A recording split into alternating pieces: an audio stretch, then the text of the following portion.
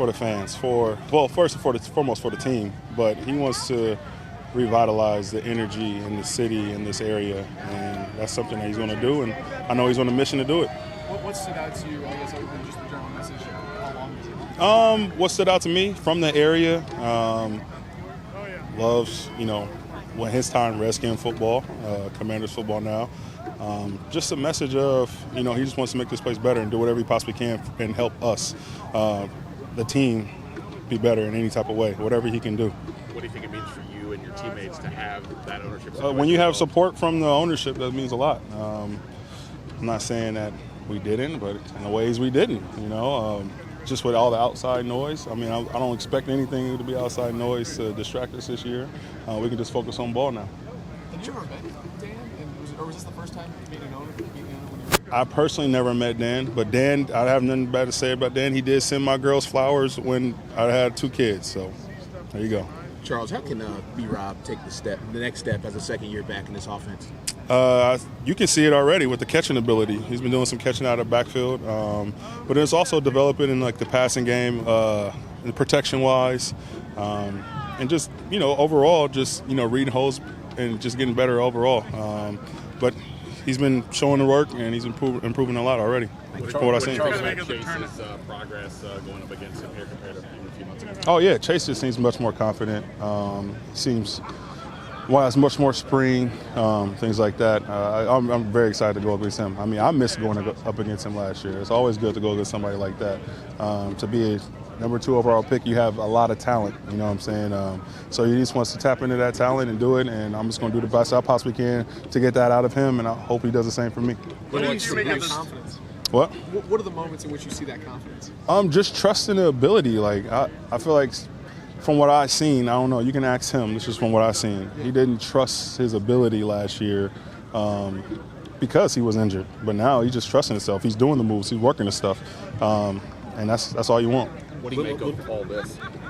All of what? All the crowd, the stands, the different setup. Oh, see, that's what new ownership do. Look like they open up the budget a little bit. So that's good, man. It's good to see. A little extra boost with them out here today. Absolutely, man. It's good to see how the fans out here. I know Saturday is going to be more fans because people got work and things like that. But like we said, to keep having the fans, the product on the field is going to determine what's going to happen out there in FedEx Field, and that's what we want. We want the fans to show out there. Does today kind of show you what maybe it can be down the line as this kind of keeps going and the excitement kind of keeps Yeah, absolutely. Like I said, I can't wait to see what Saturday looks like, but just anticipating the days that we get to FedEx, Thank you. What's up? How you doing? They just, they're just kind of trying to make everything better for us. Whatever they can do to help us, they're going to do. So that was kind of about the message, and they just talk about his history and other teams he owns, and so he knows what he's doing. He's a businessman. He knows how to make things better and grow the business and things like that. So. Obviously, Duran's been out the last couple of days, but there's still a lot of talent on the defensive line early in camp. What's that like so far going up against him, and what's that going to do for you guys on the line? It's huge to go up against those guys day in, day out. They were always circling on my schedule, and we're going to play them. Allen and Payne, they're tough guys. I mean, they're both top 5 tackles. They get paid top 5 tackles in the league or something like that. So it's nice to be able to go against them every day. I think they're similar to a lot of D tackles in our division, so which is helpful. How do you feel about the line? We're good. We're good. It's too early to kind of tell, what's what, but it's exciting so far what we've been able to do. Today was a lot better than yesterday, so it was good. How long in camp does it take? I know Sam's probably got one more, but Yeah. How long in camp does it take for you to really get a sense of where you guys are at? Until the pads come on, you really don't get the feel with everybody, so it takes a little bit. So I think next week we put them on, or I don't really know exactly when. I kind of just show up and I read the schedule, and whatever day it is, it is. So it's it takes some time. It really does. Defense line until you put those pads on, it's weird. It's a different feeling. So I think I heard Tuesday. Thanks. Tuesday. Let's go. Being here too, learning the playbook and doing all that. I mean, it's great. You fully switching to right guard this year. I mean, I know you did a little bit of that last year, but how are you feeling? Comfort? I mean, how many challenges go into a switch like that? I mean, it's a different game in a sense. I mean, tackle, we have all that space. Guard, it's right there and personal. A lot heavier guys. I'm excited. I feel pretty comfortable there. So I really like the change a lot. And what's the biggest thing for you? Is it just being able to stay on the field and continuing to improve and get, more reps and more everything? I mean, the more reps I get in practice, but the more quality reps I get in practice, the better I'm going to be. And I can already see that in the short time, just these 2 days in OTAs. So I'm really starting to sink into that position. And one more for me. But you mentioned EB. I mean, it's obviously a quick release system in a lot of ways, different things, and without giving away any trade secrets, how much does that help an offensive lineman when you know there's a tempo to the offense and also not a lot of deep drops? I mean, it's great being able to, inflict pain into the defensive line, not only in the run game but in the pass game, knowing I can strike and I know the ball is getting out and take a shot. I mean, that's great for me to be able to do that. Thanks. How do you feel about the depth of the O-line?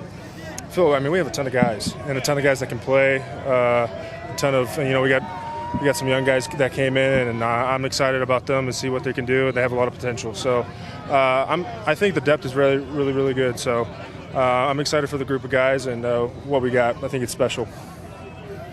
Thank you, Sam. Prepare for practice each day and try to really understand where your roles are going to be during the regular season, while also being prepared if you got to shift things around. Yeah, I mean, I think it's just that's what this is for, to understand the defense. And I think the only way you can understand the defense is if you know what everybody on the field is doing, what their responsibility is, where they need to be at on the field. So even for me, a lot of times it might not be me taking notes at the corner position, but I could be taking notes when they're talking to the safety, so I can understand what they're supposed to read, what they're keying, so I can understand how and where they can help me. With Kendall Fuller here on the Team 980. So obviously, first round pick, everyone's got eyes on Emmanuel. Mm-hmm. You're a really intelligent football player. I've had the pleasure of watching you for a long time and watching your brain work on the field. And I will say, Kendall, that's one of the things that I feel like stood out with him when you watch him. He seems to just have incredible instincts and understanding. As you've talked ball with him, what's been your impression of Emmanuel Forbes? Just there's not a lot of people that, they just trust what they see on the field. Especially at the cornerback position. It's a position to where you get beat, and you just got to be bold enough to even through good times, through tough times, you got there, you trust yourself, you trust your instincts, and you just try to go make plays on the ball. And that's something that he has. No matter if he makes a play, he has the same confidence whether he gets beat, and that's something that you need. And he's just always trying to study. You'll just see him always come up, ask questions. If he hears other people having a conversation, he's coming, trying to listen. So just trying to better understand the game, learn the game, so that he can go out there and make plays on the field. And that's what we're going to need from him. Do you feel like you should or have to go to him, be a leader in that way, or do you just show by example and answer questions when he comes to you? A little bit of both. I just always think that's what the DB position is. That's ever since I got to Virginia Tech. The older guys always took us under their wing. It was everybody's responsibility to make sure as a group that we're all prepared and we're all ready to go out there and play. And that's something that I always think that's just part of being a DB, and that's something I always do and the way I'll always be. So I always want to help the guys understand the game. Sometimes that's vocal, sometimes that's just being a professional and doing things the right way. From a results standpoint, we're able to see the difference with Cam Curl on and off the field last year, but we're only watching that from the outside. From a process standpoint, being out there, what difference does Cam make, and what difference is it when he's playing that post safety position or two deep safety position versus when he's in the Buffalo spot? He's just a guy that can impact the game, no matter where you put him. You trust that he's going to be where he needs to be, where the defense calls him to be, and it's just one of those guys that where no matter what position you put him at, if I see Cam there, I know that he's going to be where the defense calls him to be. Defensive backs, you guys are always playing off each other.